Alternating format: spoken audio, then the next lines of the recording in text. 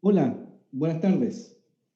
Sean todos bienvenidos a nuestro segundo capítulo de Masterclass, versión online, en la cual hablaremos de ciudades inteligentes y movilidad. La hemos titulado Una aproximación desde una perspectiva ciudadana. En el día de hoy nos acompañan interesantes invitados con quienes vamos a conversar acerca de movilidad, vamos a tener esta vinculación con las ciudades inteligentes, pero siempre tomando en consideración qué pasa desde la perspectiva de los ciudadanos, ¿ya? Desde las personas. Así que, nada, solamente darles la bienvenida a todos quienes nos están viendo a través de la transmisión del Facebook Live de Mundo FAU, de la Facultad de Arquitectura y Urbanismo de la Universidad de Chile, para este segundo ciclo de Masterclass. Ciudades inteligentes y movilidad. Sean todos ustedes bienvenidos. Quisiera saludar a nuestros invitados, quienes nos acompañan en el día de hoy, ¿va? Partiendo por Constanza Ulrichsen. ¿Qué tal, Constanza? Bienvenida. Hola Pablo, gracias por la invitación. Muchas gracias a ti por acompañarnos. También nos acompaña Felipe Ulloa desde los Estados Unidos. En este momento estás conectado. Felipe, bienvenido. Gracias, Pablo, por la invitación. Y Luis Vidal también. Así que Luis, español, pero con el corazón chileno, ya viviendo en Chile hace mucho tiempo. Así que bienvenido, Luis. Gracias.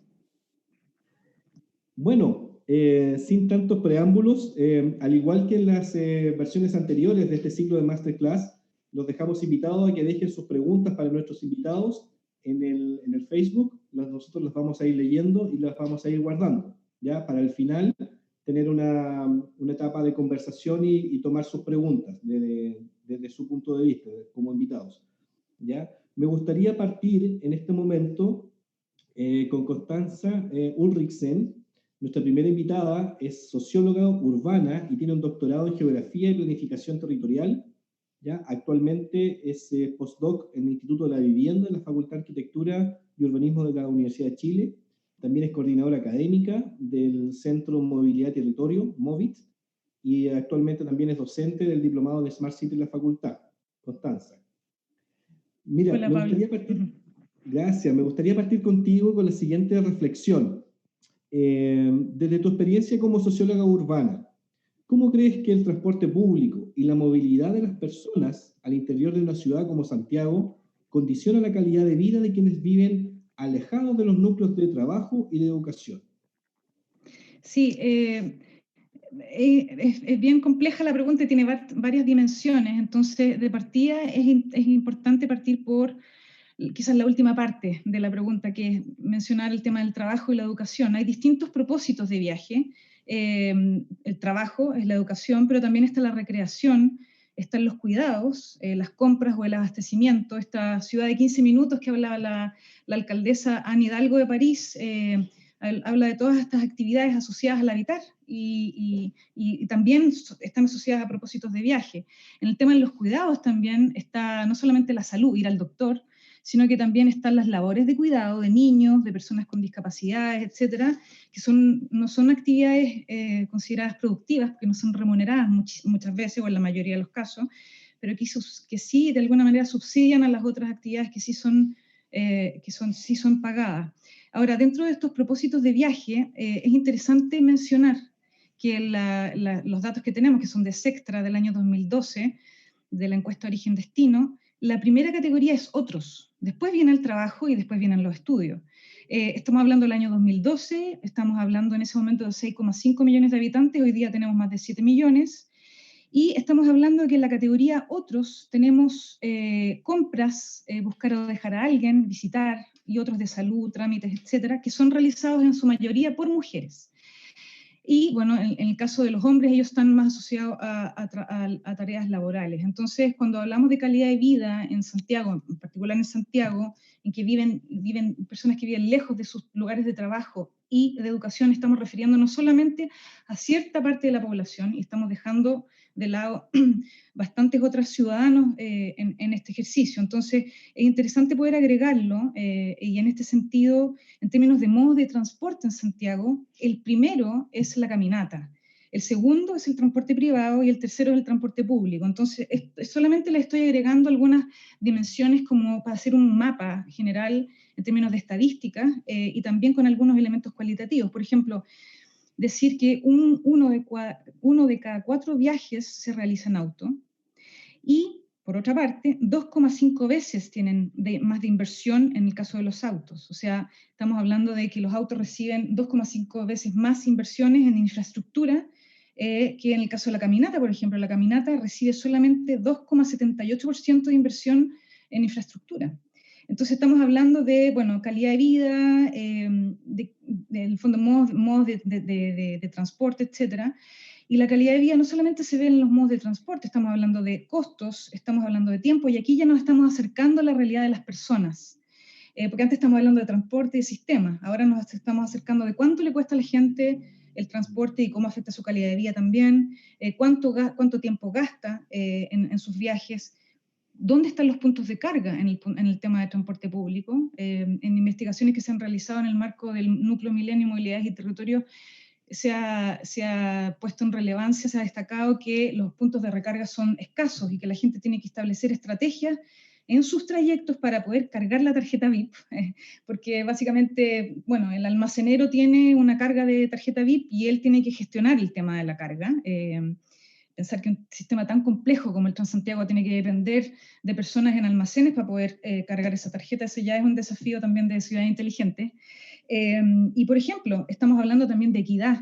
O sea, la calidad de vida en este sentido afecta negativamente a los que tienen menos, todos lo sabemos, ya se quedó más que en evidencia, no solamente con el estallido social, sino que con la crisis sanitaria que estamos viviendo.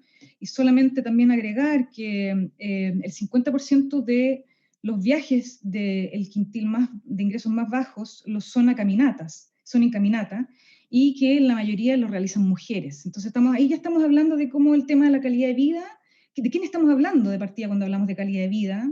¿De quién estamos hablando cuando hablamos de trabajo, de educación, de distintas actividades? Entonces, básicamente las preguntas van ampliándose a muchas dimensiones que son súper diversas, que son realidades súper diversas, súper distintas, y básicamente tenemos que responder a esa complejidad. También indicar que el tema de la calidad de vida está muy afectado en Santiago por el uso preponderante del automóvil. Y aquí evidentemente hay un sesgo súper fuerte en ese sentido. Estamos hablando que en el quintil más bajo, el 57% del ingreso de las personas del quintil 1 se va en transporte público, versus en el quintil más rico, las personas gastan solamente 18% de su ingreso en el auto, en costos asociados al auto. Entonces, y también estamos diciendo que los autos generan casi 7 veces más de contaminación, usan 7 veces más de energía y contribuyen más a los accidentes. Entonces, cuando hablamos de calidad de vida, también estamos hablando que se da más importancia, más financiamiento, etcétera, al auto, en este caso, que a otros modos como la caminata, que son los que más se realizan, el modo más utilizado, por decirlo así. Y también nos está acercándonos más a las realidades más locales, de las realidades de los habitantes. O sea, ese es el objetivo también de mi respuesta. Es, por ejemplo, una persona que vive en Puente Alto, sabemos que se demora más de 2 horas en llegar a su lugar de trabajo, cuando el lugar de trabajo es Las Condes, por ejemplo. Y también hablamos de otro tipo de dificultades y de otro tipo de impactos en la calidad de vida, no solamente el tiempo de viaje, sino que también otras barreras urbanas. Por ejemplo, en el caso de Renca, tenemos personas, habitantes de la tercera edad, que tienen que desplazarse a un centro de salud, pero que tienen como barrera la autopista central, por ejemplo, y tienen que pagar 2.000 pesos para que un colectivo los lleve al centro de salud. Entonces estamos hablando de no solamente barreras en términos de tiempo, sino que también barreras urbanas, espaciales en el fondo, que desconectan a los habitantes, a pesar de que estamos hablando que son 10 minutos de trayecto en auto. Pero esa es una barrera física importante. Entonces estamos hablando también de la gestión del transporte y de la importancia que se está dando al automóvil. Y en este sentido, por ejemplo, un ejemplo es las pistas solo bus. Hay el ejemplo de una persona que pone un video de una pista solo bus en Bilbao, y muy contenta, esta persona ve cómo avanza el bus y al lado ve el taco enorme de 2, 3 pistas de auto, ¿no es cierto?, parado en plena congestión y el bus avanza. Bueno, en mi caso personal he tenido experiencias al revés. En el fondo yo subí arriba una micro, la micro llena, verano, transpirando, y al lado los autos avanzando, ¿no es cierto?, de a poco, con conductores disfrutando su aire acondicionado, solos, conductores solos, ocupando un espacio vial gigantesco versus los, no sé, 50, 60 personas que vamos arriba del bus. Entonces son situaciones de inequidad fuerte que también afectan la calidad de vida de las personas. Eso es más o menos lo que yo puedo decir. Y también agregar que no es solamente que uno va al trabajo o va a hacer cosas. Actualmente nosotros estamos haciendo investigaciones sobre eso, que el trabajo se ve de una manera bastante tradicional. O sea, estamos hablando de personas que se desplazan a los trabajos y después del trabajo se desplazan a la casa. Ese es un tipo de trabajo. Tenemos que asumir que en Latinoamérica y en nuestro país en particular, 1/3 de los trabajadores trabajan en informalidad. Entonces estamos hablando que la movilidad, no solamente para desplazarme yo al trabajo, sino que la misma movilidad es trabajo. Entonces estoy hablando, por ejemplo, de los conductores por aplicación y los repartidores por aplicación, donde la movilidad es su recurso productivo. O estoy hablando, por ejemplo, de los trabajadores informales que venden en el metro, por ejemplo, que son de mucho tipo, ya sea que vendan comida, como vendan por la aplicación de esta Mercado Libre, que se juntan en el metro para poder hacer sus entregas. Entonces tenemos una diversidad de realidades, de trabajadores, de habitantes que de alguna manera van complejizando esta respuesta que te puedo entregar en el fondo. Entonces, ¿cómo condiciona? Claro, efectivamente condiciona y es a la inversa también en el fondo. Muchas gracias, Constanza, por más que una consulta, es invitarte un poco a contarnos de esta experiencia, de lo que ustedes están haciendo en el Centro Movit y también en el INVI, en tus investigaciones, y también contarles a los amigos que están interesados en participar y empezar a conocer un poquito más de las ciudades inteligentes, que estas son las cosas que hoy día tenemos que empezar a conversar, que la gente hoy día no viaja solamente como hace 20 o 30 años del colegio al centro de educación o al trabajo. Están estas movilidades, llamémoslas modernas, la última milla, que también que se está llamando, habla un poco de eso. Tenemos muchos temas que conversar, así que vamos a volver a tocar ese tema contigo, Constanza. Me gustaría invitar a nuestro siguiente relator, quien es Head of Strategy de Transdev en Chile. Él ha estado vinculado por muchos años a la innovación de la temática del transporte público. Además, es el coordinador del primer proyecto piloto de vehículo autónomo en Chile y en Latinoamérica. ¿Ya? Él es Luis Vidal, así que Luis, te damos la bienvenida y quisiera de inmediato preguntarte también por el punto de vista de los sistemas más modernos de transporte que están hoy día alrededor del mundo. ¿Cómo se están articulando aquellos modelos basados en la demanda de pasajeros, ya sea para definir rutas o frecuencias? ¿Cómo la tecnología hoy día está ayudando a esta nueva concepción de transporte público? Quisiera llevarte a la tecnología. Vale, bueno, pues primero de todo, muchísimas gracias por este espacio de compartir con estos grandes panelistas y sobre todo contigo. Bueno, voy a intentar aquí pues aportar mi pequeño granito de arena. Pues primero de todo es hablar, pues, evidentemente no todo el mundo está pensando igual. De hecho, se puede decir que hay una gran variedad de cómo se está viendo esta visión, ¿vale? de esas nuevas tecnologías y de cómo se adapta la movilidad a la demanda, a las personas.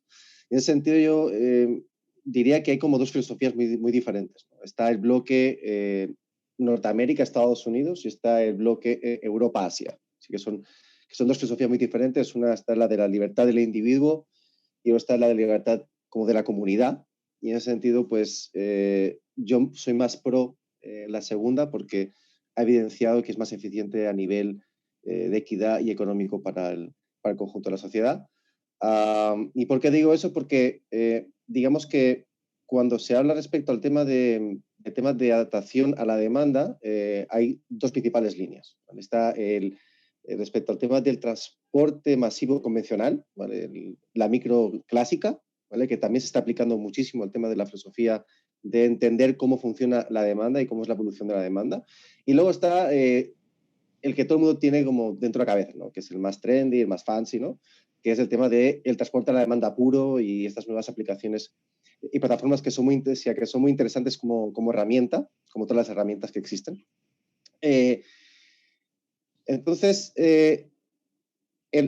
me gustaría, a mí me gusta siempre como analizar, o sea, el origen de la temática. En este caso, siempre tenemos ciertos preconceptos de cuando hablamos respecto a los modelos basados en la demanda de pasajeros, ¿okay? Estamos pensando que es algo muy nuevo y es algo que ha existido hace mucho tiempo. Lo que pasa que, gracias a los últimos años, existen nuevas herramientas que permiten pues, una mayor adaptabilidad y mayor reactividad a esta demanda. Pero esto hace tiempo que ya existe y esto hay diversos países que desde hace bastantes años están implementando políticas y contratos de operación de transporte público convencional con ese tipo de orientación, ¿no? Que básicamente es algo que estábamos hablando justo antes de iniciar esta sesión, que es que los operadores de transporte, sean públicos o privados, sea quienes sea, son seguramente uno de los agentes que están más cerca de las necesidades de sus usuarios y de las personas. Y por lo tanto pueden entender cuál es la evolución o las necesidades de esas personas.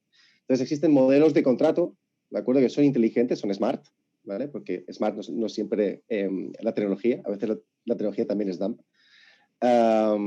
Y que lo que permiten es crear los incentivos adecuados para que efectivamente el operador, ¿de acuerdo?, pueda adaptarse a las necesidades de las personas, ¿no?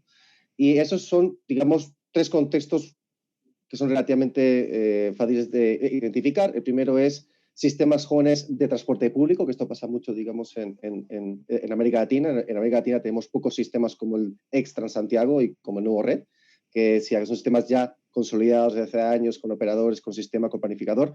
Si hay muchas ciudades que tienen que implementar este tipo de sistema, que son sistemas donde no hay personas, o sea, donde no saben, no hay datos, no saben la gente cómo se mueve, hay infinidad de micros, hay millones de cosas que no se sabe. Entonces, esa variabilidad es interesante.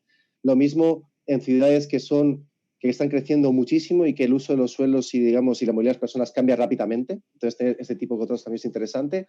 Y luego, donde se aplica el transporte a la demanda tal como estás pensando, ¿vale? Que son zonas donde es necesario revitalizar el servicio del transporte debido a dos elementos. Primero, porque la demanda está muy dispersa o está muy floja, ¿vale?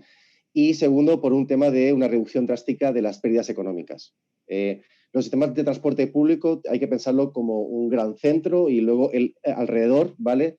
Que es, digamos, donde es un servicio más social. La parte interna es un servicio más, digamos, económico y de concentración, pero cuando más te alejas de los centros de movilidad, más plata pierdes, ¿no? Entonces, la idea es reducir, es maximizar el beneficio social, no reduciendo la pérdida económica. Y estas nuevas tecnologías te permiten hacer eso, porque el transporte a la demanda lo que te permite es entregar un servicio de la misma calidad o más, ¿vale? Eliminando estas pérdidas de los servicios tradicionales. O sea, la idea es, tú tienes servicios de transporte público que son fideos que se cruzan entre ellos, entonces tú puedes eliminar todos los contornos, digamos, que tú pierdes el dinero y generar bolsas de movilidad, y en esas bolsas de movilidad las personas pueden pedir esos servicios para conectarse con los sistemas de movilidad masivos. Porque la movilidad en las ciudades, es una cosa que repito mucho, ¿de acuerdo? No depende ni de la velocidad, o sea, no depende de la velocidad, o sea, ni del tiempo solo, sino que depende del espacio. Es un tema de espacio. O sea, las personas tendemos a ir todos a la vez, al mismo tiempo, a los mismos lugares, ¿sí? Entonces, eso hace, de acuerdo, que tengamos que optimizar al máximo el espacio que existe en las ciudades. Y, en consecuencia, ¿de acuerdo? O sea, el centro de ciudades seguirá necesitando este transporte masivo, pero en estas zonas de baja densidad o zonas que hay menos demanda, puedes tener otro tipo de vehículo con otro tipo de servicio, ¿de acuerdo? Y eso, digamos, combinarlo entre ellos. Espera que tengo aquí unos puntitos. O sea, algo que es interesante de hablar es respecto al tema de uso social, respecto a entender la movilidad y utilizar las herramientas que existen. O sea, ¿por qué lo digo? Lo digo porque hay muchas veces que, que el objetivo de la herramienta tecnológica no coincide con la finalidad que debe cumplir para la sociedad y, por lo tanto, de acuerdo, se generan desequilibrios y muchas veces se llega o a la quiebra de la empresa, ¿de acuerdo?, o a no cumplir con las expectativas del ciudadano, o las dos, que es peor. Y eso se ha visto mucho, se ha comprobado en el tema del transporte a la demanda con tres empresas que creo que son claves. La primera es Uber. O sea, Uber, de acuerdo, fue una empresa que fue creada con el objetivo de reducir la congestión, de acuerdo, y ayudar a las personas con transporte más barato y mejor, ¿vale? Uber es todo lo contrario. O sea, lo que ha hecho es aumentar la congestión, ha creado, digamos, expectativas que no existen y se está alimentando a base de capital, de venture capital, y en algún momento va a quebrar o va a tener que empezar a cambiar su modelo de negocio, que es lo que está intentando hacer a trancas y barrancas, digamos, desde hace un año y medio. Está intentando ver por dónde coger cosas, ¿de acuerdo? Porque no les da el modelo. Y luego están dos empresas que eran de transporte a la demanda con las típicas vans, pero que también quebraron porque daban un servicio sin entender las necesidades de las personas. Me acuerdo que es Carriot y es Bridgel, ¿vale? Que fueron como dos unicornios respecto al tema de transporte a la demanda compartida y quebraron. Entonces, a lo que voy de acuerdo es que es una herramienta de gran potencial, es una herramienta que va a crecer muchísimo, ¿vale? Pero que es necesario entenderla como una herramienta más dentro de la movilidad urbana que tenemos hoy. Perfecto. Muchas gracias, Luis. Quisiera aprovechar de darle también saludos a quienes nos están viendo por transmisión de Facebook Live. Mira, tenemos saludos desde la Facultad de Arquitectura y Urbanismo de la Universidad Nacional de Tucumán, en Argentina, y desde Santo Domingo, República Dominicana también. Ya también están dejando preguntas, así que al final de la ronda de preguntas se las vamos a leer a cada uno de nuestros invitados. Nuestro tercer invitado es geógrafo y bachelor en Ingeniería Industrial de la Universidad de Santiago de Chile. También tiene un máster en Gerencia para el Desarrollo de Flaxo y posee un certificado de innovación en cadenas logísticas en UC Berkeley. Es consultor internacional de infraestructura y transportes. También es frecuentemente consultado por los medios de prensa como un especialista para estos temas. Ha sido consultor para la ONU, CEPAL, entre otros organismos internacionales. También es columnista e investigador invitado del Departamento de Ingeniería Civil Geográfica de la Universidad de Santiago para proyectos de movilidad y propagación del COVID-19. También es docente en nuestro diplomado en Smart City en la Facultad de Arquitectura y Urbanismo de la Universidad de Chile. Quisiera saludar a Felipe Ulloa y consultarte de inmediato también, Felipe. Como consultor internacional y profesor del diplomado en Smart City, ¿cómo te imaginas un sistema inteligente y moderno de transporte público que considere las necesidades tanto de los usuarios y la eficiencia de los operadores? Wow, bueno, gracias por la invitación. Es una gran pregunta, un desafío poder intentar responderla. En el contexto de las ciudades inteligentes, uno debería tender a pensar de que los sistemas de transporte deberían construirse en función, digamos, de las demandas ciudadanas, en función de la información social que podamos tener de esa demanda ciudadana. Y un primer enfoque, por ejemplo, es el enfoque de género, ¿no?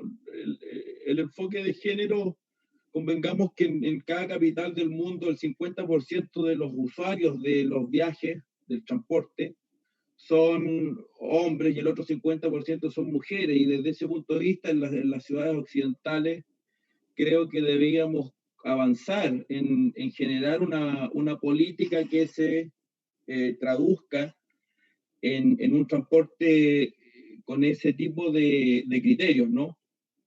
La movilidad de cada uno es una huella digital. El transporte diario es irrepetible, el tuyo, el mío, el de Luis, el de Constanza, en fin. Puede ser que en una hora compartamos un viaje en una micro, en un bus, en un metro, ¿no? Pero el viaje cotidiano de 24 horas es una huella digital, por tanto también el dato de esa huella digital es bastante delicado y sensible, ¿no? Porque es un dato que es muy confidencial, es parte de la persona. Entonces tenemos varios desafíos, ¿no? Tenemos el desafío de la captura de datos, de información, para efectos de poder generar un plan de desarrollo de transporte público. Luego de eso tenemos el desafío de poder interpretar lo que la sociedad está demandando desde el punto de vista de sus viajes. Por otro lado, tenemos el desafío de hacer que el transporte público sea eficiente y rentable también desde el punto de vista de la unidad de negocio, con más o menos subsidio, digamos, y eso es un gran desafío financiero, ¿no? ¿Cómo hacemos que los transportes públicos sean eficientes, ocupen cada día menos cantidad de subsidios y desde ese punto de vista podamos atender las necesidades de las personas con cierto nivel o estándar o calidad de servicio, ¿ya? Luego de eso, partimos según el planteamiento mío, de lo social, ¿no? De la información social que es básica hoy día en un transporte público y en una ciudad que tendería a tener esta mirada de ciudad inteligente, porque si nosotros seguimos pensando el transporte público como un espacio donde hay que optimizarlo al máximo, ¿no? Y meter una cierta cantidad de gente y reducir esos tiempos de traslado, estamos olvidando las demandas ciudadanas, estamos olvidando la huella digital que estoy señalando yo, ¿ya? Que es la necesidad de la movilidad de cada persona en función, digamos, de sus particularidades. Ahora, claro, visto esto desde el punto de vista de la masividad del transporte público, el gran quebradero de cabeza, como lo conversábamos previo a esto con Luis, es poder generar la relación contractual que nos diga, mire, con este contrato entre operadores y Estado vamos a ser capaces de poder resolver esa demanda ciudadana a ese nivel de subsidio, a ese nivel de precio y a ese nivel, digamos, de calidad de servicio. Y esos son los grandes desafíos que uno puede visualizar hoy día en el caso del transporte público. Creo que una mirada de transporte público visto desde la ciudad inteligente debería considerar elementos como la participación ciudadana real, convocante y que a la vez sea normativa, los elementos, digamos, de los espacios locales. No todos los espacios tienen que tener el mismo tipo de transporte, no todos los espacios locales se mueven de igual forma, no todos los espacios locales requieren un mismo, digamos, tipo de vehículo que se mueve dentro de la ciudad, ¿ya? En el caso particularmente de Santiago, estamos hablando de una metrópolis de 7,5 millones de habitantes, por lo menos, donde uno ya puede distinguir varios subcentros urbanos. Entonces, desde ese punto de vista, quizás lo que está pasando en Maipú es distinto a lo que pase en Puente Alto y es distinto a lo que pase, digamos, en Quilicura, en fin, y deberíamos pensar en un transporte también local. Y ese transporte local no lo hemos diseñado desde el punto de vista, digamos, de las necesidades de las personas. Entonces, recapitulando, información de las personas y de las demandas ciudadanas en los espacios locales, lograr de algún modo, y ese de algún modo lo dejo como una caja negra, de algún modo una sustentabilidad económica de los sistemas de transporte visto desde el regulador y desde el regulado. Si nosotros no arribamos a esa solución contractual considerando la información previa local de las demandas ciudadanas, es imposible que vayamos a construir un sistema de transporte eficiente e inteligente, ¿ya? Y vamos a seguir teniendo los cuellos de botellas que hemos podido visualizar. Por ejemplo, lo que ocurrió el 18 de octubre, que una alza en el transporte de metro nos gatilló lo que todos vimos y hemos podido visualizar hasta el día de hoy. Y a esto lo acompañamos de una pandemia y tenemos 3 millones de desempleados en Chile. Entonces, ojo con eso. El transporte nos gatilló una serie de cosas y se nos mezcló con la pandemia. Volvamos entonces a pensar el transporte público o iniciemos un proceso de pensar el transporte público desde la ciudadanía, desde los espacios locales, desde la información de las personas y convengamos que los sistemas tienen que financiarse y desde ese punto de vista discutamos socialmente cuál es el nivel de servicio que queremos y ese nivel de servicio a qué costo. Cuando definimos a qué costo, entonces vamos a definir la tarifa de uso de ese sistema y los subsidios que van a involucrar ese nivel de servicio. Yo he dicho anteriormente, porque la experiencia internacional así lo ha demostrado, que un hogar de 4 personas debería gastarse algo así como el 10% de la renta mínima. si usted tiene una renta mínima en un hogar de 4 personas, no debería gastar más allá del 10% de su renta en movilidad mensual. Entonces, ese es un primer criterio social. Ahora, ¿cómo podemos aplicar ese criterio social definiendo un cierto nivel de servicio en el transporte público y definiendo asociado a eso un cierto nivel de subsidio? Porque puede ser que el subsidio sea más grande. Eso hay que irlo calculando también, ¿no? Los sistemas de transporte son intensivos en la actualidad según los niveles de servicio en recursos públicos. Y eso no podemos, digamos, obviarlo. No obstante, creo que el cambio de paradigma sería mirar el transporte público desde la necesidad de las personas. Por ejemplo, Constanza señaló el tema de la encuesta de origen-destino que define, ¿no?, los tipos, los modos, y resulta que también hay una caja negra que es el otro.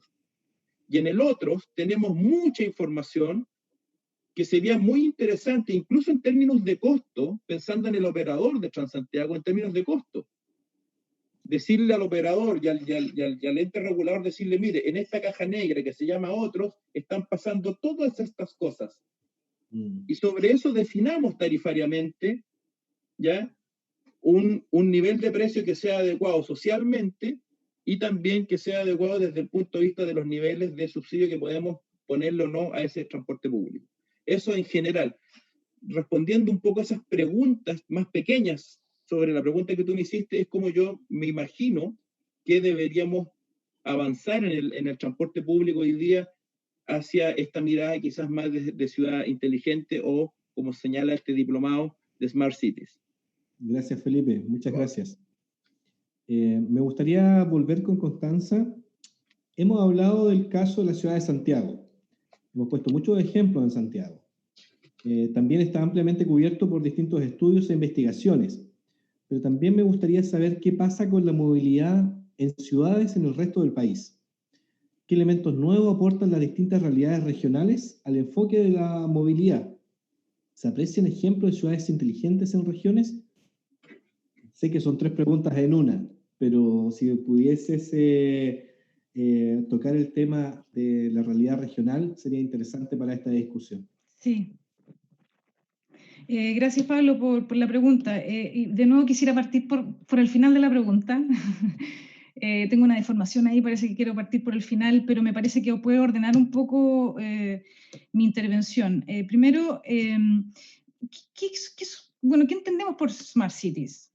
¿O qué entendemos por ciudad inteligente? ¿Estamos hablando de Smart Cities o ciudad inteligente? Bueno, tú podrías decir, la traducción. Ciudad inteligente es la traducción de Smart Cities. Pero para mí no es lo mismo. Smart Cities es un modelo que viene del norte global, que es importado, ¿no es cierto?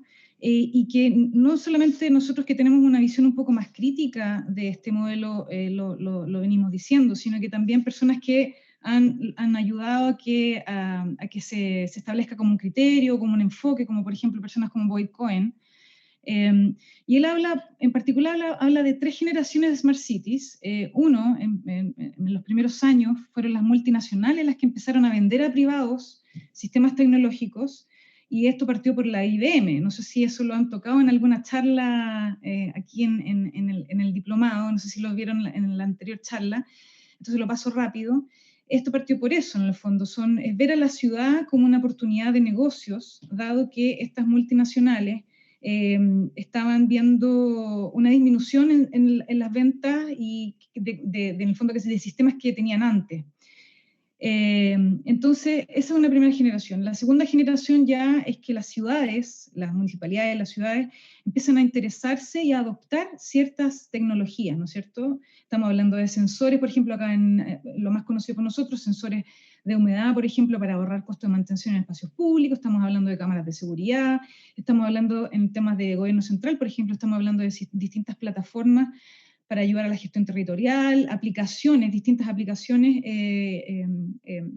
tecnológicas para poder, por ejemplo, el tema de las bicicletas, de la carga para los vehículos eléctricos actualmente, etc. Hay una infinidad de soluciones tecnológicas que se ofrecen por parte de empresas para dar para dar solución, como digo, a temas urbanos, ¿no es cierto? Esa es más o menos la lógica, que es un mercado, es una industria en el fondo, es un desarrollo como una industria, ¿no es cierto?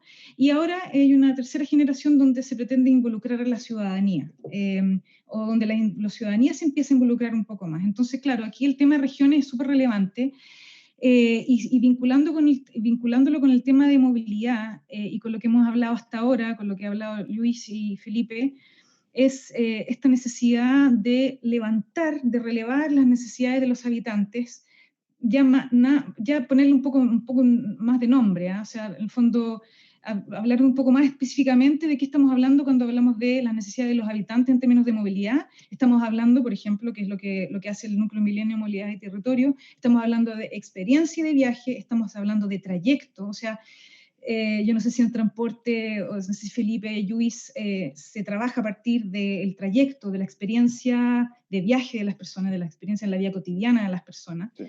Entonces estamos hablando de que son dos ideas que van de alguna manera conceptualizando de una manera distinta la movilidad, y como dice Paola Girón, que es la directora del MOVIT, es ver la movilidad más allá del transporte, en relación con otros territorios y no solamente en una ciudad. Entonces aquí el tema regiones es súper relevante, porque en el fondo estamos hablando de otras ciudades, ¿no es cierto?, con otros tipos de movilidades, con otros tipos de necesidades, pero también estamos hablando de esas ciudades en relación con otras ciudades que están cerca, de personas que se mueven en la movilidad interurbana.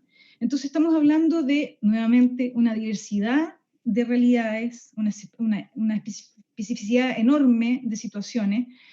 Entonces, claro, ¿cómo levantamos el tema Smart Cities o de ciudad inteligente en este contexto? Y lo que nosotros venimos diciendo ya hace un tiempo es que nosotros lo consideramos como la inteligencia colectiva desplegada en nuestros territorios. O sea, incluso Corfo sacó el Plan Nacional de Territorios Inteligentes, y en Corfo hablan de pertinencia territorial.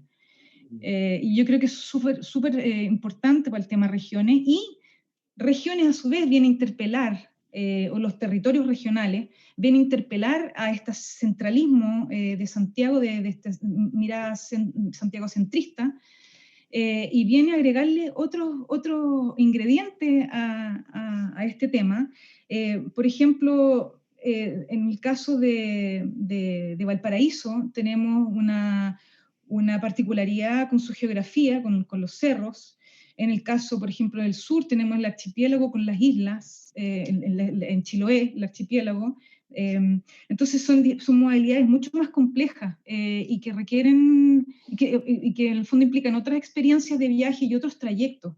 Entonces, yo creo que la diversidad de situaciones va generando más necesidades, y el gran desafío de la tecnología y del Smart City, del mundo de las Smart Cities, es ofrecer, ¿no es cierto?, soluciones, o su colaboración en el fondo, a estas necesidades con pertinencia territorial. Entonces, por ejemplo, hay un ejemplo que a mí me gusta mucho, que es en Chiloé, de las barcazas. Los horarios de las barcazas cambian muchísimo por temas de tiempo, por temas climáticos, ¿no es cierto?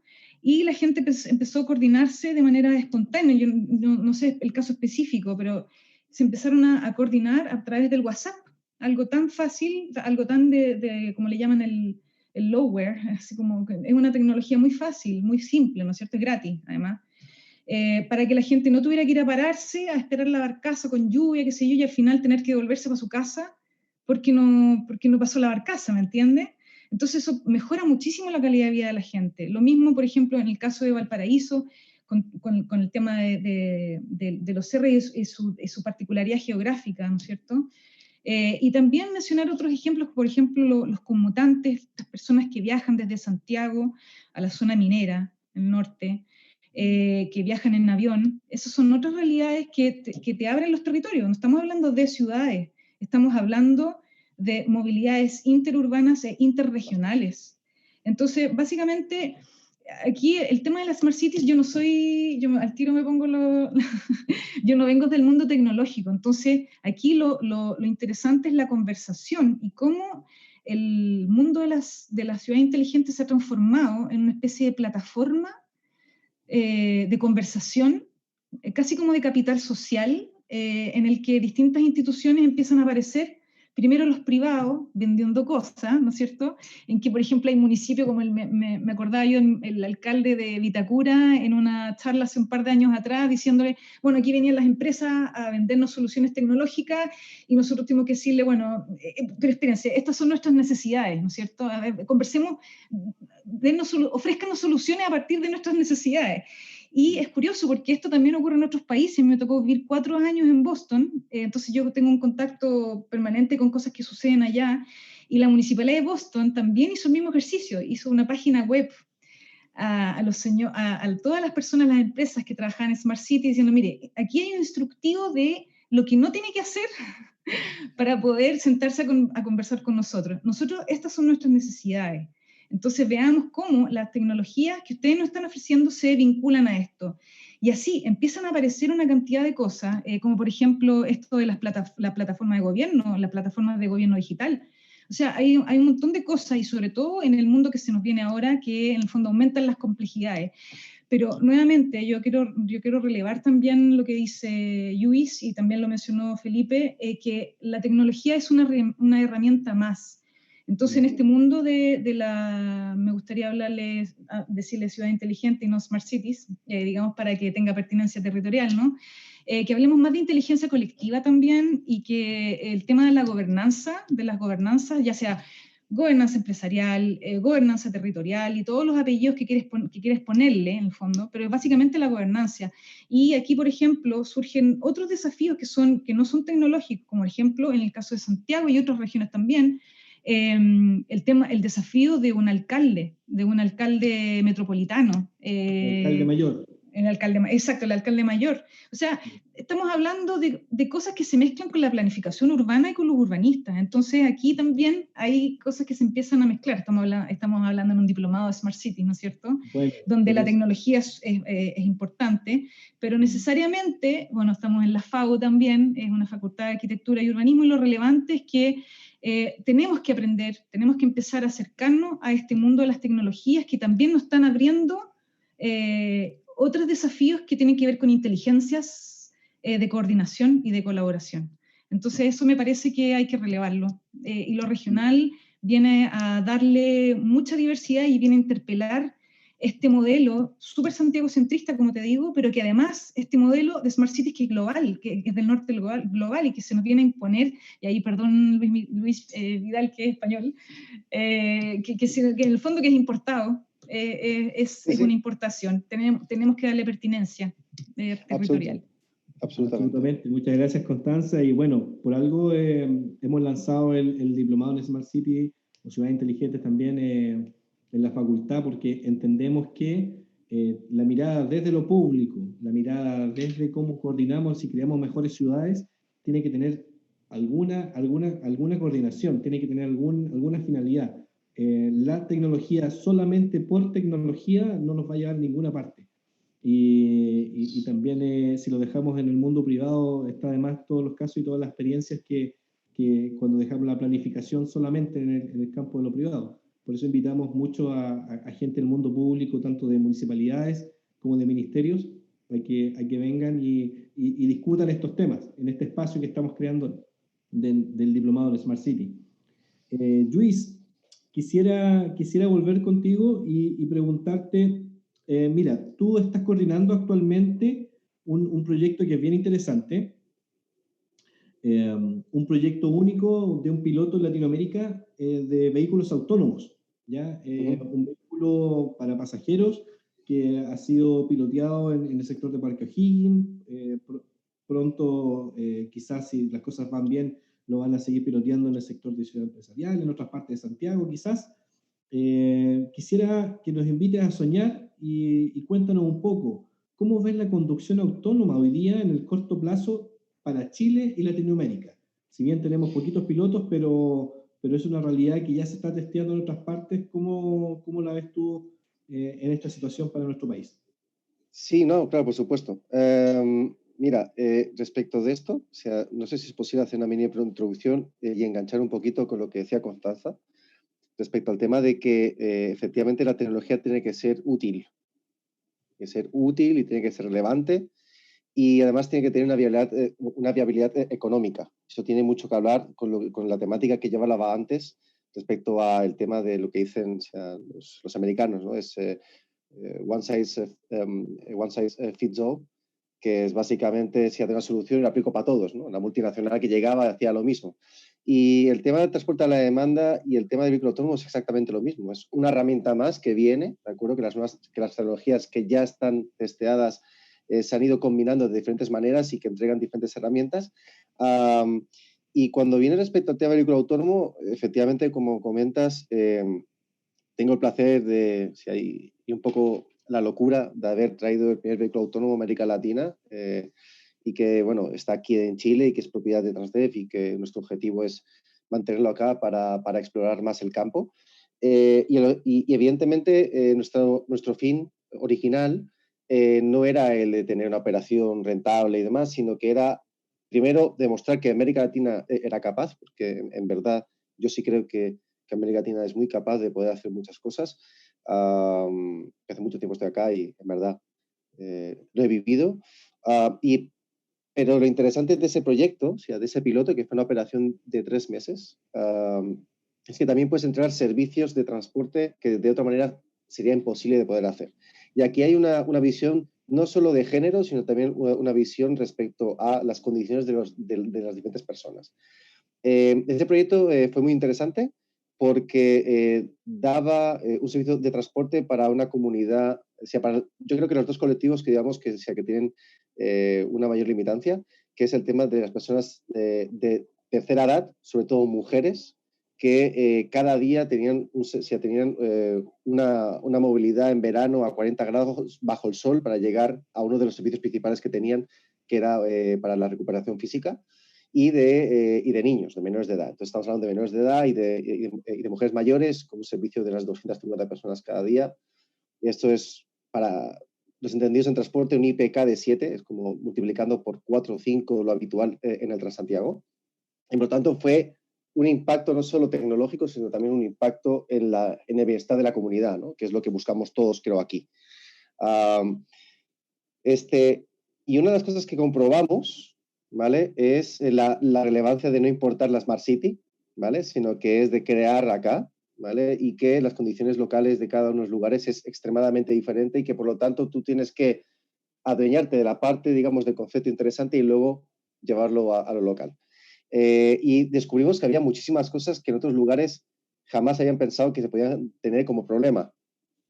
De aquí, bueno, esto ya lo he escuchado Pablo varias veces, pero el tema de en Europa, Estados Unidos, tener una buena señal de 4G se asume como lógica, ¿vale? Pues esto no tenemos que asumirlo como lógico acá. Y otras cosas más, ¿no? Y eso te permite varias cosas, o sea, te abre la puerta a innovar desde América Latina. O sea, tú sabes que cuanto más difícil se te pone algo, ¿de acuerdo? O sea, más ingenio tienes que ponerle, más innovación, ser más smart. Y ahí te abre caminos que en otros lugares ni los piensan, pero seguramente te hacen más competitivo. Y eso ha pasado a muchísimas personas. Estoy leyendo un libro ahora respecto al último CEO de Goldman Sachs, que es disléxico. Es disléxico y si ayer se volvió el CEO, debido a su dislexia, tuvo que buscar nuevas formas de poderlo hacer. Y eso es un poquito lo que pasa acá. Respecto a los siguientes pasos, yo creo que lo más lógico que pasa aquí, que pasa acá, es primero es cumplir el primer objetivo que tenemos aquí, que es crear un hub, digamos, de conocimiento y de desarrollo tecnológico y de desarrollo normativo y de desarrollo de emprendimiento en torno a esta primera experiencia inicial, que es un poco el proyecto como gatillador de todo esto. Y esto, bueno, tiene 3 posibles caminos, ¿no? O sea, uno es efectivamente seguir con las operaciones, o sea, seguiremos con las operaciones cuando la pandemia amaine un poco. Tenemos diferentes objetivos. Uno es poder testear en vía pública. Estos vehículos están hechos para poder testear en vía pública. La segunda es poder testear no solo en Santiago, sino en regiones. O sea, eso creo que es muy importante de poder traer este conocimiento al resto del país. Y luego es entender cuáles son los marcos en los cuales estos vehículos se van a empezar a implementar, ¿vale? Que ahí es cuando yo voy a conectar la parte localista con la parte generalista de qué es lo que viene con el vehículo autónomo. Porque, por ejemplo, en entornos que son industriales, donde la seguridad es la prioridad 1, 2, 3, 4, 5 y 6, el vehículo autónomo es perfecto. Porque el vehículo autónomo tiene la particularidad de que es como un camaleón que ve en todas direcciones todo el tiempo y detecta cualquier cosa, la que sea, a una distancia mínima de 100 metros. Entonces, y nunca se cansa. Y si el camino es lo más repetitivo y lo más simple posible, menos se cansa, ¿no? Que es lo contrario a un ser humano. Entonces, en esos contextos también queremos testearlo. Luego, sí, las otras dos patitas que están muy vinculadas con la Universidad de Chile, con la Facultad de Ciencias Físicas y Matemáticas, tenemos un convenio con ellos, es respecto al tema de desarrollo, digamos, de investigación. O sea, yo creo que desde Chile se ha demostrado que hay muy buena investigación y tenemos la posibilidad de seguir avanzando en este tema, que ya hemos hecho, los académicos están haciendo su trabajo. Y también respecto al tema del emprendimiento con OpenBuchef, que estamos apoyando a emprendedores chilenos para crear soluciones no solo para Chile, sino para todo el globo, porque hay muchas necesidades. Y eso es lo que veo. También es ampliar a otras regiones de América Latina, como otros países, Brasil, Colombia, República Dominicana, México, y se está viendo, digamos, otras posibilidades, ¿no? Y para cerrar, el tema de cómo viene... ¿tengo tiempo? ¿Estoy bien? Está justo, para cerrar tu idea. Vale. Pues para cerrar la idea es, no sé, yo creo que estoy listo. Yo creo que importante hoy, ¿vale? Y es como una crítica positiva, ¿vale? El Venture Capital, ¿de acuerdo? O sea, el capital riesgo es algo muy positivo porque ha permitido acelerar muchas cosas tecnológicas y entregar muchos nuevos modelos de negocio, ¿vale? Pero en realidad son modelos tecnológicos. Y creo que hay una rueda perversa detrás, ¿vale? Que no permite una aplicación económica real para la ciudadanía, o sea, para la sociedad. Porque el objetivo de la mayoría de estas startups es conseguir plata para la próxima ronda y no les importa perder dinero o no les importa, digamos, el modelo económico. Y se basan en esa filosofía de primero tecnología y luego para qué sirve, ¿vale? Y yo creo que darle un equilibrio a eso, el equilibrio natural del libre mercado es empezar a quebrar y dejar agujeros por todos lados, pero creo que es interesante que esto se consolide en algo y que ese pozo sea de alto valor, sea vehículo autónomo de un cierto nivel o otro, lo que sea. Y lo mismo con el resto de tecnologías de movilidad. Perfecto, muchas gracias. Muchas gracias, Luis. Felipe, hemos observado visiones desde un punto de vista de los ciudadanos y de un operador de un sistema de transporte público. ¿Cuál crees que debe ser el rol del Estado en este nuevo contexto de una mayor presencia de sistemas inteligentes de movilidad? No hablo solamente del transporte público, sino también llevarte al transporte privado, el de carga o el de la última milla. ¿Cómo ves la función del mundo público? Bueno, yo pienso que el mundo público tiene que tender a generar, bueno, primero en el caso del transporte público, el transporte tiene que entenderse como multimodal. No podemos tener una mirada de competencia entre los modos, ¿no? O sea, yo debería salir de mi casa, por ejemplo, con un scooter eléctrico y aproximarme a la red de buses y poder subirme al bus con ese scooter eléctrico o con una bicicleta y luego llegar a mi punto de destino y bajarme de ese bus y desenganchar mi bicicleta o mi scooter eléctrico y llegar a mi lugar de destino. Entonces, creo que a veces los enfoques son un poco más de competencia y no de complemento.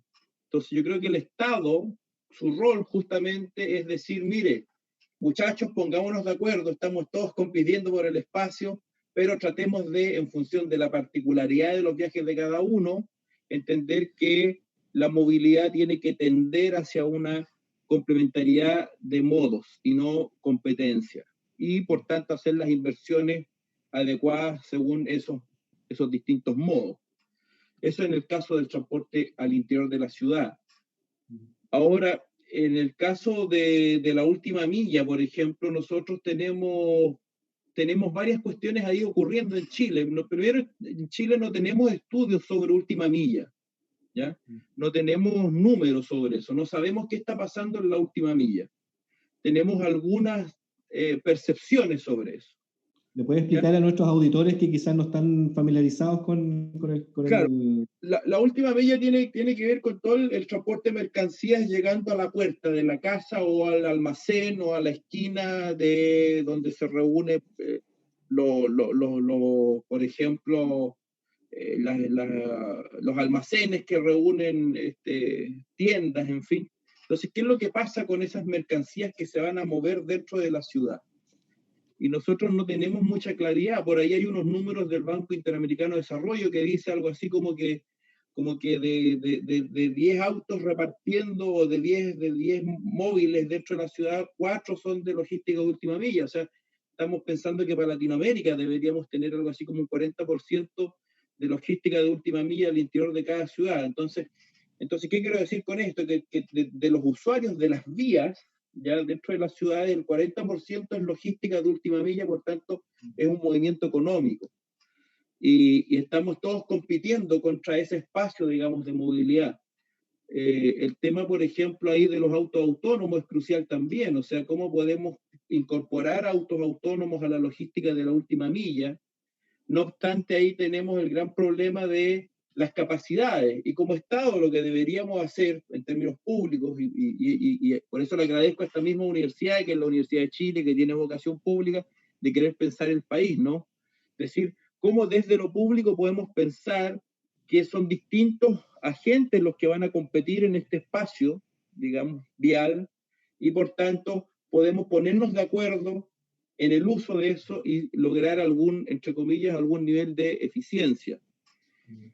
Ahora, si nosotros nos salimos un poco de la ciudad y nos vamos a la logística nacional, deberíamos pensar también en una logística nacional que apoya la faena productiva, ¿no? Y para eso necesitamos pensar en carreteras, puertos, aeropuertos, pasos fronterizos y trenes. Nosotros, por ejemplo, tenemos un paso fronterizo con Argentina, que es el que más ocupamos, que está con 6 meses bajo nieve. O sea, es insólito que la integración regional Chile-Argentina tenga un paso fronterizo que está 6 meses bajo nieve. El gobierno anterior discutió la posibilidad de abrir las Leñas y Aguas Negras, que son dos lugares que se podían generar, ¿no? Que era en La Serena y Rancagua, y eso no logró concretarse, y este gobierno tampoco lo recogió. Entonces, tenemos una logística nacional que estaría un poquito anticuada para los niveles de crecimiento esperado que nosotros necesitamos como país. Tengo la impresión de que hace pocos días se dio a conocer un plan de inversión de obras públicas que señala un gran monto, ¿no? de inversión, no obstante queda muy poco gobierno ya para poder ejecutarlo también. O sea, estamos pensando que quedan 2 años de gobierno y ciertas inversiones en infraestructura se pueden demorar hasta 12 años en la discusión de la tramitación de aquello, ¿no? Por los permisos ambientales, entre otros. Entonces, creo que hay 2 temas ahí. Un tema es la logística nacional y otro tema es la logística de última milla, donde como Estado deberíamos pensar en lograr niveles de eficiencia, pero también lograr niveles de complementariedad, particularmente dentro de la ciudad, en el caso del transporte. ¿Ya? Muchas gracias, Felipe. Muchas gracias. Quisiera dar paso a la última ronda de preguntas que nos han dejado a través de nuestra transmisión en Facebook Live. Así que la primera pregunta venía con nombre y apellido para Constanza Ulriksen. Dice, ¿qué piensa de aplicar el modelo y pilotear Smart Village? ¿Es más apropiado para Chile, considerando lo complicado de innovar tecnológicamente en la ciudad latinoamericana? Esa pregunta iba para ti, Constanza. Estás ahí ahora sí. ¿La respondo al tiro o hacemos una ronda? Tú me dices. Al tiro. Sí, bueno, el tema de la innovación en América Latina, me imagino que Daniel, o sea, que Felipe o Luis, que están más del lado tecnología o desarrollos tecnológicos, ellos podrían responderla mejor. Yo podría hablar más de las complejidades y de las dificultades y también de las capacidades y de las vocaciones. de los distintos territorios. Yo creo que innovar en América Latina y en un país como Chile requiere primero cambios culturales. Esa es como mi visión de socióloga, que ha estado metida en el tema Smart Cities por mi proyecto de postdoctorado. Yo estoy estudiando la circulación del concepto de Smart Cities en Chile, y por eso me he metido en este mundo y estoy metida básicamente en redes. Entonces, de alguna manera me pongo un traje y puedo empatizar con algunas posiciones y con algunos puntos de vista que son distintos a los míos. Entonces, innovar en Chile, innovar en Latinoamérica requiere condiciones primero de capital humano, también requiere de cambios culturales en los estilos de trabajo, por ejemplo, esto de las lógicas verticales de trabajo de los empresarios, ¿no es cierto?, en que nosotros tenemos una idea y de ahí los trabajadores la implementan. Ahora, en ese sentido, los millennials tienen distintas formas de trabajar y de hacer equipo, digamos, que son mucho más horizontales. El trabajo colaborativo y la innovación abierta son temas que podrían aportar muchísimo desde el mundo de la tecnología, desde el mundo de las Smart Cities, y que también ayudan mucho a innovar. Pero primero necesitamos una base de capital humano y de mejorar la educación en nuestro país, que, por cierto, no está en buena salud, por decirlo de alguna manera, el tema de la educación. ¿Y necesitas que vaya cerrando? No, quizás el tema de Smart Village lo entendía como un lugar un poquito a una escala más reducida de pilotaje. O sea, ya. Quizás tener ejemplos en un condominio, en una villa pequeña, donde tener muchos sistemas donde se puedan ir piloteando. Yo quizás por ahí entiendo la pregunta. Sí, bueno, un Urban Lab, algo así. Sí, como un lab, sí, pero lo que pasa es que eso es un laboratorio que en el fondo viene desde la idea de los desarrolladores de tecnología, ¿no es cierto? Pero el Smart Village, ¿para quién? ¿Lo necesitan? Quizás hay algún territorio que podría estar disponible, de acuerdo con sus necesidades y con su realidad territorial, poder proponer este Smart Village. Hay que tener cuidado con eso, y yo también me uno a lo que dice Luis. Ustedes en el mundo tecnológico hablan del caso de uso. El caso de uso es, bueno, es súper interesante tu tecnología, ¿no es cierto? Hay una startup que ofrece una aplicación o un Smart Village, ¿no es cierto? Pero ¿cuál es el caso de uso? ¿Cuáles son los beneficios? ¿Cómo responde a las necesidades? ¿Cómo se comunica con otros villages, con otras ciudades alrededor? Si vamos a hacer una especie de isla con sensores y súper inteligentes, ¿no es cierto? Estos autos autónomos y casi como los supersónicos, ¿no es cierto? Como una especie de modelo o de ejemplo para otros territorios. Bueno, ¿cómo otros territorios están siendo desfinanciados? Porque es caro, ¿no es cierto? Vamos a convenir en que la tecnología es cara. Entonces, ¿innovar para qué? Smart Village, ejemplo para quién. Tenemos que ajustarnos a nuestras realidades latinoamericanas, donde hay mucha informalidad. Estamos hablando que nosotros funcionamos a partir de los promedios. Nosotros estábamos haciendo gobierno, estábamos haciendo país con cifras de promedio, y el estallido social y la crisis sanitaria ha revelado una precariedad en distintos ámbitos que es brutal. Entonces, también tenemos que ajustarnos, y básicamente lo smart que mencionaba Luis, que yo le he hablado como, yo prefiero decirle inteligencia colectiva, ¿no es cierto?, para poder ser más latinoamericanos y apropiarnos más de estos conceptos, y apropiarnos tanto que de alguna manera lo cooptemos y lo hagamos nuestro, ¿no es cierto?, que en el fondo que responda a nuestra cultura, ¿no es cierto? Yo creo que desde ahí se puede innovar de verdad, porque cuando estamos mirando otros modelos extranjeros, nos estamos comparando. Y hay una tendencia del chileno, y que lo dicen muchos compañeros de Latinoamérica que son venezolanos, colombianos, mexicanos, que los chilenos tendemos mucho a complejarnos. Siempre estamos pensando, mirando, comparándonos en el fondo, y ya llega un momento en que uno dice, bueno, innovemos desde lo nuestro, ¿no es cierto? Desde las competencias y las vocaciones de nuestros propios territorios. Por eso es que es tan importante el involucramiento ciudadano, pero no como participación ciudadana. O sea, la participación ciudadana son procesos instrumentales a los objetivos del Estado, de los procesos de las empresas, etc. la participación ciudadana es instrumental, generalmente es instrumental, es muy pocas veces es vinculante. Lo que nosotros necesitamos es que desde las bases, desde los diagnósticos, surjan estas necesidades y desde allí trabajar. Es distinto el enfoque. Yo creo que ahí hay que tener cuidado con el tema de la participación ciudadana, y en ese sentido es muy bonito esto del urbanismo situado. El urbanismo situado es uno de los enfoques que está empujando muy fuertemente el núcleo de Milenio, Movilidades y Territorios, que es de donde yo puedo hablar hoy día. Lo situado tiene que ver desde nuestras necesidades y desde nuestras posturas. Yo hablo como socióloga, ¿no es cierto?, que no está en el mundo tecnológico, pero que es usuaria, que tiene una cierta realidad, ¿no es cierto? Soy mujer, no manejo, soy peatón, etc. ¿Desde dónde estamos hablando, ¿no es cierto? ¿Desde qué territorio estamos hablando? Y desde ahí innovar. Yo creo que eso es mucho más poderoso y no es impuesto. Y puede tener proyecciones a largo plazo. Cuando las cosas son copiadas, generalmente no resulta. Solo para complementar lo que tú estás diciendo, Constanza, en Chile, felizmente, porque estamos en un ecosistema, como se le llama hoy día, de innovación. Se están haciendo muchas cosas bastante interesantes. Cada vez la innovación, la gracia que tiene es que la innovación nace, es como los talentos. Los talentos están ampliamente estudiados y se sabe que está repartido por igual en todas partes del mundo. No existen ciudades o lugares más talentosos que otros. Lo mismo pasa con la innovación. Y en Chile, felizmente, se están haciendo cosas bastante interesantes con innovación social, se están haciendo cosas bastante interesantes con innovación, incluso en tecnológica, en las llamadas fintech o agrotech, en industria agrícola, en muchos ámbitos.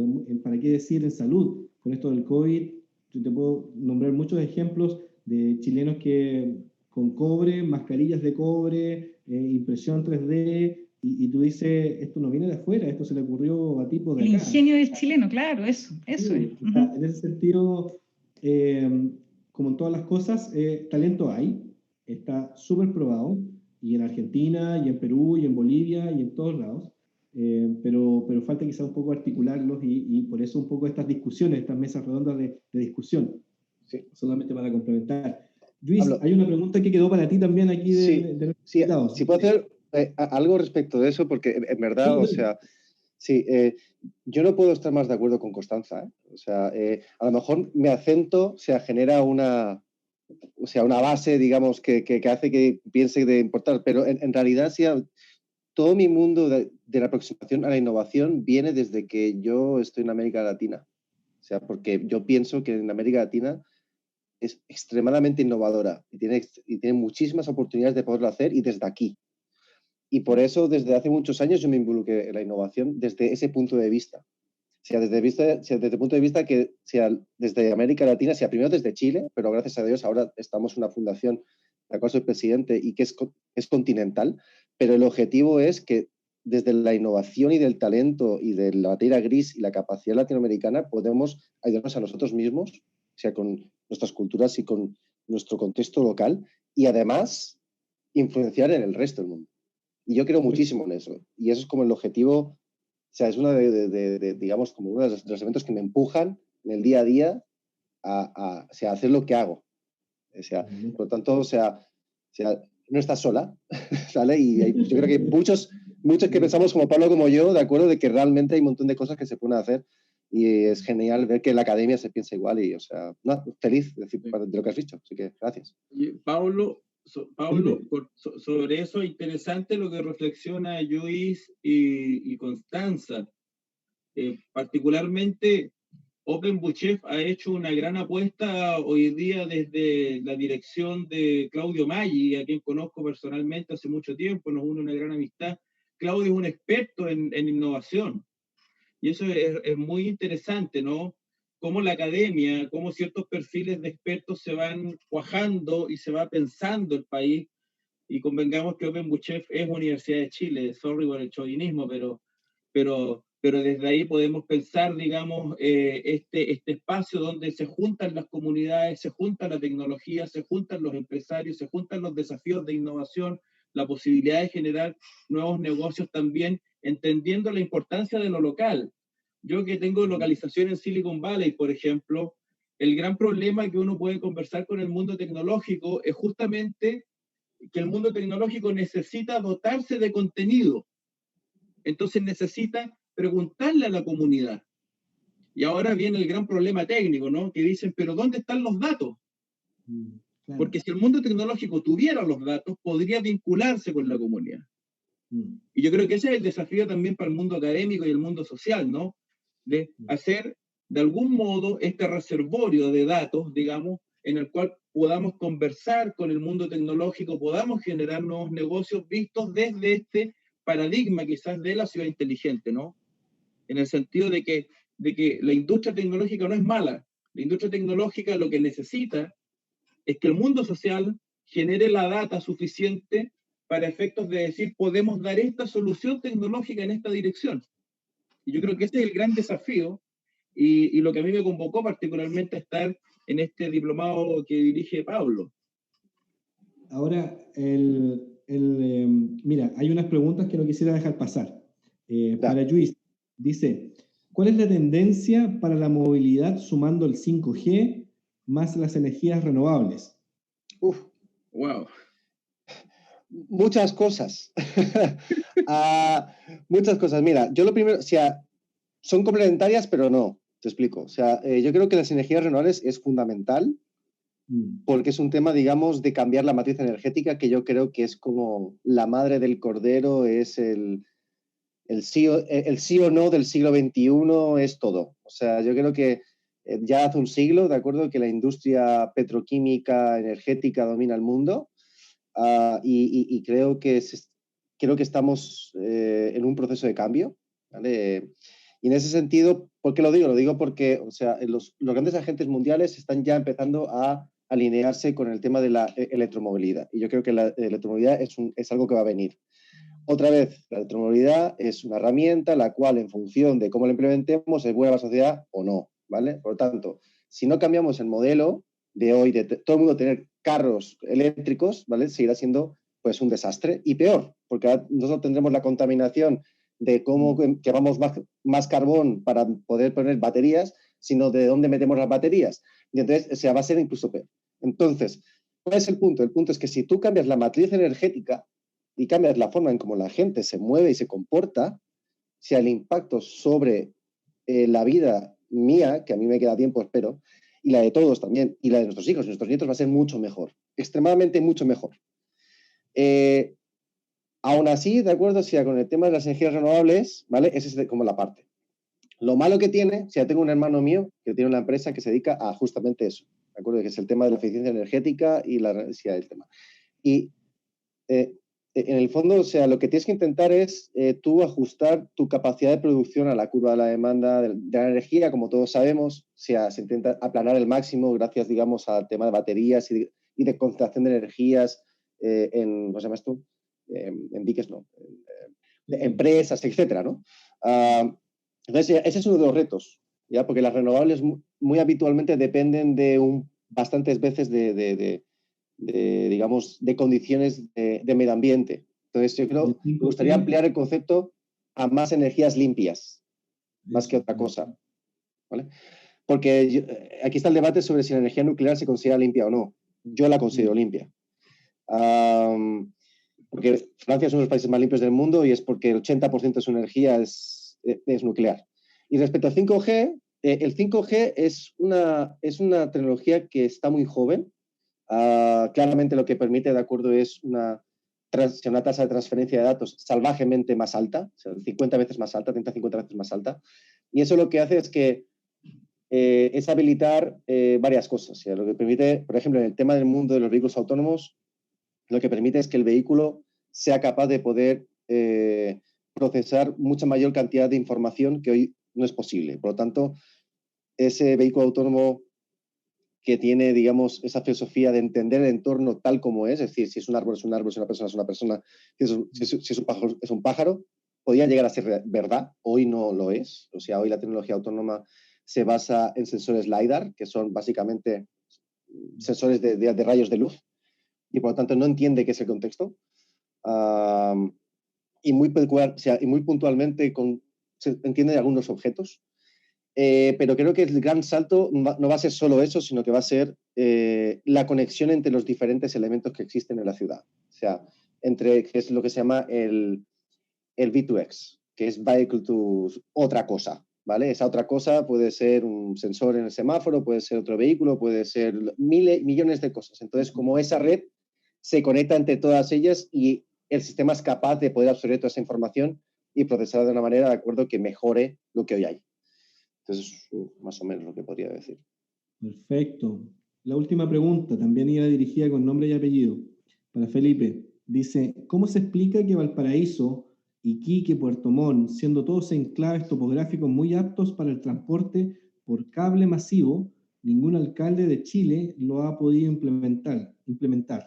¿Falta visión, conocimiento? Entiendo que cable masivo se refiere a estos sistemas de movilidad teleférico, ¿me parece? Sí, como Medellín. Claro, bueno, en términos de alcalde, no sé si los alcaldes podrán hacerlo dado los costos asociados a la implementación. En algún minuto eso se discutió a nivel de Ministerio de Transporte, habían unos planes para eso, no obstante, el tema era ver el financiamiento y quedaron como proyectos en carpeta. Antofagasta, Valparaíso, pero me puedo pronunciar hasta ahí. Sé que quedaron como estudios que están haciéndose, no sé si vieron la luz desde el punto de vista de poder arribar a que los costos daban según la utilización. Luis. Pablo, si me permites, se puede participar respecto al tema de operación. Yo tuve la oportunidad de poder participar en varios proyectos de planificar ofertas para teleféricos. Y aprendí mucho de ellos porque yo no conocía de ellos. El teleférico es un modo de transporte muy particular, ¿de acuerdo? Que sus beneficios son altísimos en casos muy específicos, ¿vale? Pero que hay que ir con cuidado respecto al tema, lo que decía Felipe, respecto al tema de los costos de implementación, porque es una infraestructura dura, grande, ¿vale? Pero que genera valores cuando hay una alta inequidad a consecuencia de una orografía muy fuerte. Me explico. Sí. En Medellín o en Bogotá se han implementado sistemas de este estilo, pero porque los barrios más segregados están en unas condiciones que han pasado de viajar 2 horas a viajar 15 minutos. Entonces, ese beneficio social es tremendo. Ahora, la capacidad de transporte... En Bolivia, en el Alto, exacto, en La Paz. Exacto. Ahora no es masivo. ¿Por qué no es masivo? Porque la capacidad de transporte no es tan alta. O sea, su capacidad de transporte es relativamente baja. O sea, es una línea de bus relativamente grande. Eso es su capacidad de transporte. No imaginemos la capacidad de un BRT o de un tranvía, ni muchísimo menos de un metro. O sea, tienen capacidades relativamente fuertes. Entonces, es un beneficio más social que, digamos, de volumen. Eso es lo que puedo yo aportar desde el transporte. Creo que la conversación está bastante buena. Creo que, como habíamos dicho al comienzo, podríamos seguir por 2 o 3 horas quizás conversando. Hemos tocado muchos temas. Quisiera darles los últimos minutos para la última reflexión, si es que tienen, antes de ya despedirnos. Felipe. Sí, bueno, decir que la industria tecnológica necesita del conocimiento social. Necesitamos los datos de las personas, no de las personas, ojo con eso, los datos anonimizados de cómo se desenvuelven las personas sobre el territorio en términos de movilidad. ¿Ya? Dicho eso, con esos datos entonces podemos generar una serie de soluciones tecnológicas asociadas a esta nueva movilidad de las personas. ¿Y por qué digo nueva movilidad? Porque no la tenemos catastrada, no sabemos cómo las personas se están moviendo porque no tenemos los datos.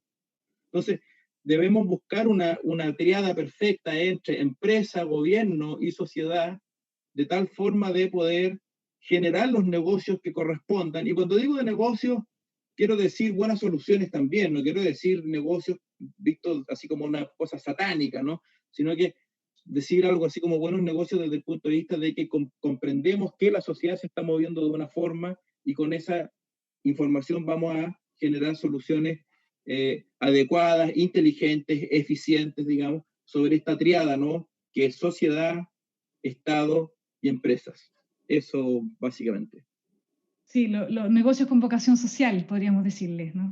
Sí, claro, por ejemplo, en el caso de lo que está viendo Lluís, de autos autónomos, que a mí me encantan. Por ejemplo, aplicaciones que no están en autos autónomos, pero sí en autos compartidos, se han dado en California con las empresas como Uber, por ejemplo, que dice, mira, quiero dar una solución a los espacios que son más rurales y dejar aquí autos para que la comunidad los ocupen. ¿Te fijas? Qué interesante sería, por ejemplo, que en esa misma comunidad ese auto fuera autónomo y que tuviese una cierta frecuencia en el cual pudiese llevar el auto autónomo a los lugares de los servicios públicos, ¿no? Eso, Felipe, hoy es posible. Sí, claro. Hoy, o sea, con la tecnología que existe, es posible. Por ejemplo, ese es un gran negocio que podría ocurrir, ¿no? Con Lluís en el caso de las regiones un poquito más aisladas, más rurales de Chile. O sea, ¿cómo generamos desde la Universidad de Chile, desde OpenBuchef, desde la empresa que representa a Lluís, por ejemplo, esta aplicación social del auto autónomo, generándome una solución de vanguardia en los lugares más rurales, tal que tengamos un vehículo autónomo que pueda hacer, por ejemplo, la vinculación entre los servicios públicos, entre los hospitales o consultorios médicos, en fin, y la comunidad con la plaza del pueblo, por ejemplo. Ese tipo de soluciones nosotros las debemos pensar y los cientistas sociales, y disculpa que lo diga así, Constanza, y los cientistas sociales deben generar también la plataforma de datos para tomar esas buenas decisiones. Y ahí volvemos a esta triada perfecta que yo visualizo, que es sociedad, Estado, empresas, ¿ya?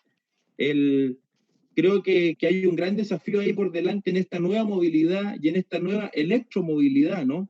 Si tenemos un vehículo autónomo, eléctrico, emisión cero, ¿ya? Estamos estupendos. Ahora, en paralelo, claro, debemos reducir lo que pasa con nuestra matriz energética, pero ese es el caso particular de la matriz energética de Chile. Y ahí podremos discutir cómo vamos a generar energía o no. Pero creo que ese es el gran desafío. En el caso particular, por ejemplo, de California tiene una matriz energética de bastante uso de energía atómica.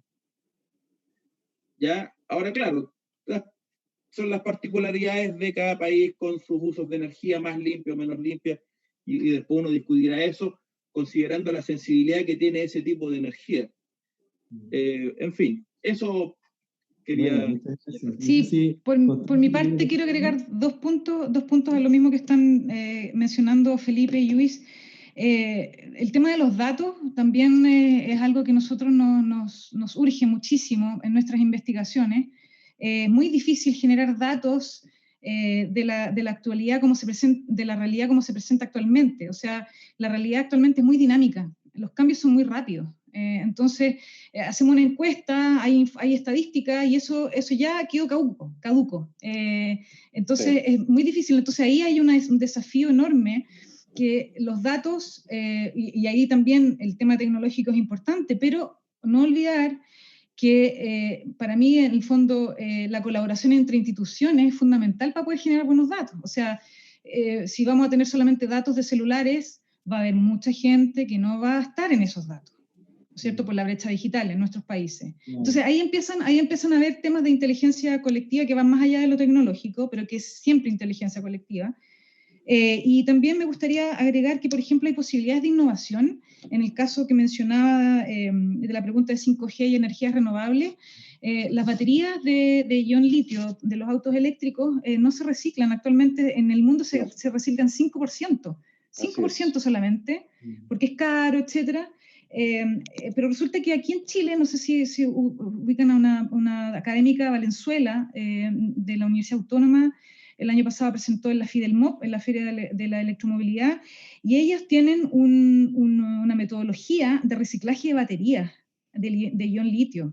Entonces estamos hablando que hay iniciativas, que hay conocimiento, y desde allí, oye, pueden haber un montón de innovaciones que son ambientales, que son ambientalmente sustentables, y que pueden implicar trabajo y desarrollo de industrias, en el fondo. Entonces estamos hablando que, o por ejemplo, la conversión de vehículos convencionales a vehículos eléctricos, que curiosamente se prohibió hace poco, el gobierno lo prohibió. Entonces ahí yo también quisiera introducir el factor político, ¿no es cierto? El factor político y de presiones del mundo empresarial, digamos, porque también hay el tema del poder, también hay grupos económicos, ¿no es cierto?, que presionan, están las automotoras, está el tema de los trenes, entonces ahí se agrega dificultad. Entonces yo creo que una gran oportunidad de un diplomado como este es que personas que vienen del mundo público, ya sea funcionarios municipales, funcionarios de gobierno, es entender todo esto, es muy complejo.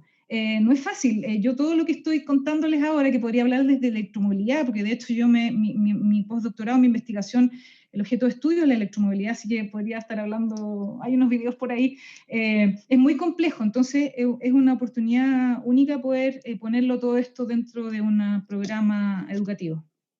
No, siempre fue un desafío poder hacerlo y bueno, es la primera vez que se da en nuestra facultad, en la Facultad de Arquitectura y Urbanismo, pero tenemos todas las ganas y tenemos un equipo de profesionales que están detrás, que están con todas las ganas de poder poner estos temas en discusión, ponerlos sobre la mesa y generar esta discusión amplia. Tratamos de hacerlo lo más amplio posible en términos de contenido, para que el diplomado tratara de abarcar hoy día todas estas distintas problemáticas, desde reciclaje, electromovilidad, a sistemas inteligentes, captura de datos.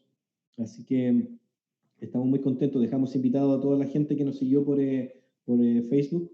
Y nada, darles las gracias a ustedes. Ha sido una conversación súper rica, súper interesante. Agradecer su tiempo, su disponibilidad y dejarlos invitados quizás para una próxima reunión de un próximo ciclo de Masterclass. Así que nada, agradecer su presencia y dejar invitado a todos quienes nos siguieron a que revisen las actividades del diplomado en Smart City que próximamente les vamos a estar comunicando.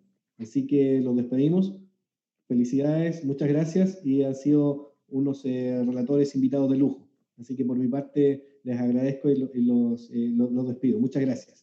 Gracias, Gracias a ti, Pablo. Que esté muy bien. Gracias. Chao, chao. Chao.